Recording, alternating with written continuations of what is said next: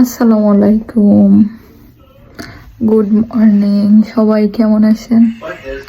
আজকে সকাল সকাল ঘুম থেকে উঠে রেডি হয়ে গেলাম। তো আজকে আমরা যাব কোরিয়ার সবচাইতে ফেমাস লাইব্রেরি দেখতে।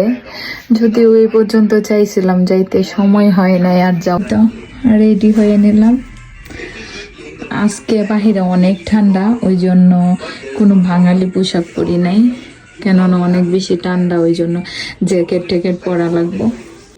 তো এখন চলো সবাই, আমিও এই প্রথম দেখবো, আর সেই সাথে তোমরা যারা যারা আমার ভিডিও দেখো তারা সবাই দেখতে পারবা। সো বাসা থেকে বের হয়ে গেলাম।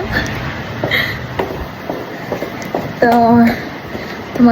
আপনাদের ভাইয়া আর সানা আগেই চলে গেছে গাড়িতে, আমি মাত্র নামতেছি।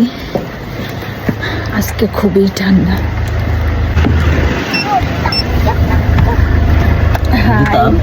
হ্যাঁ, এই যে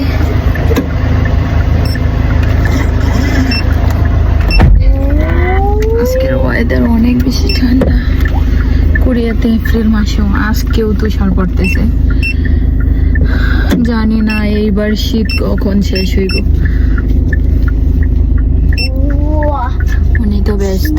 এখন আমরা আগে যাব পিজার দোকানে, কেননা দুপুরের খাবার নেই নাই, ওই জন্য আমরা পিজাটা গাড়িতেই খেয়ে নিব। অনেক দূর তো, যেতে যেতে এমনিতে প্রায় 2 ঘন্টার মতন লেগে যাব। তো আমরা রাস্তায় যেতে যেতে এখন দুপুরের খাবারটা নিয়ে নিছি। আর ওইটা রেস্টুরেন্টেতে আমরা আগে খাবারটা নিয়ে নিয়েছিলাম। আমরা পিজা খাবো আজকে দুপুরে। সানা, ওই যে সানা একদম সামনে এসে পড়ছে, আর এই যে আমাদের পিজা। আমরা গাড়িতেই খাবারটা খেয়ে নেবো, কেননা আমরা যদি বেশি দূরে কোথাও ঘুরতে যাই তাহলে খাবার খাইলে বাহিরে অনেক বেশি দেরি হয়ে যায়। আপনাদের ভাইয়া মজা করতেছে, বঙ্গবন্ধু কর্ণফুলী টানেল বলতেছে। তো আমরা এখন টানেলে নিচে আসি একদম। ওই যে সানা পিজা খাও, আর কোরিয়ান পিজা এত ইয়াম্মি, কি বলবো, অনেক মজা। এই পিজাটার মধ্যে ওইটা হয়েছে খুগুমা পিজা, মানে মিষ্টি মিষ্টি আলুর, এই কোরিয়ান ভাষায় খুগুমা বলে। তো খুগুমা পিজার মধ্যে পাইনাপেলটা আমরা দিতে বলি, ওই যে পাইনাপেলটা এত ইয়ামি। গাড়ি পার্কিং করে এখন আমরা যাচ্ছি ভিতরে। এত বড় এরিয়া এইটা, গাড়ির পার্কিংও বিশাল বড়। আমরা আন্ডারগ্রাউন্ডের মধ্যে আছি। এখন আমরা উপরে যাইতেছি, বাট কোন দিক দিয়ে ঢুকবো বুঝতেছি না, এত বড় এরিয়া। তো চলেন সবাই থাকেন আমাদের সাথে। আমরা উপরে যাইতেছি।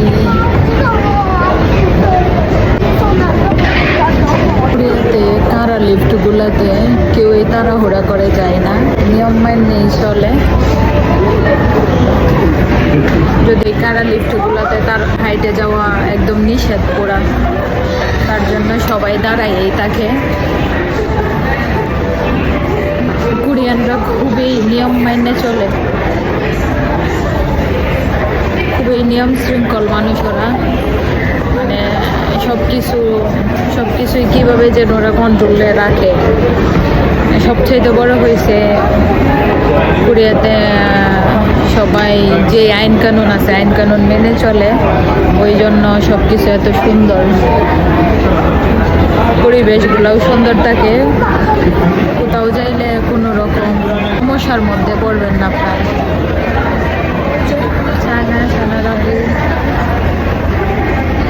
সবাই কত সুন্দর করে যায়, আর আমাদের দেশে হইলে একদম তাড়াহুড়া শুরু করে দিত সবাই। আর ওই যে সামনে দেখেন এত বড় একটা কুকুর, ওইটারে কোলে নিয়ে নিছে ওরা। কুকুরগুলারে এত বেশি টেক কেয়ার করে, একদম মানুষের মতন। দেখেন এটা এত বড়, বিল্ডিংটা এত বেশি সুন্দর ছিল, সবকিছু মিলে অনেক সুন্দর। খুবই এক্সাইটেড লাইব্রেরিটা তখন যাবো। এর কি মদের ভার সবকিছুই আছে, দেখা যায় এখানে। সুন্দর মনোরম পরিবেশ, দেখেন এগুলো আর্টিফিশিয়াল, সুন্দর।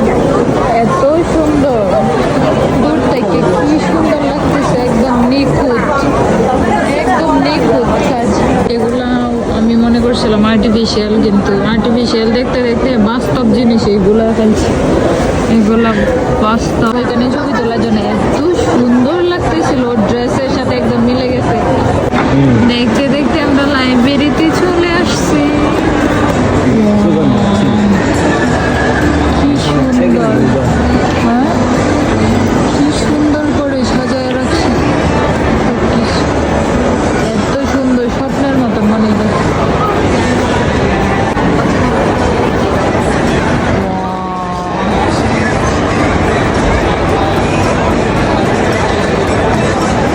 কেমন সুন্দর, হ্যাঁ খুব সুন্দর। এই লাইব্রেরিতে সবসময় মানুষের ভিড় থাকে।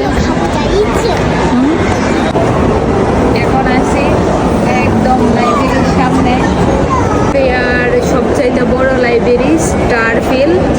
এখন লাইব্রেরির সামনে অনেকদিন ধরেই ভাবতেছিলাম আসবো, লাইব্রেরিটা দেখবো কেমন। এই পর্যন্ত আর আসা হয় নাই। 5.5 বছর পর এই প্রথম আসলাম সশোকে দেখার জন্য। অনেক বিশাল বড়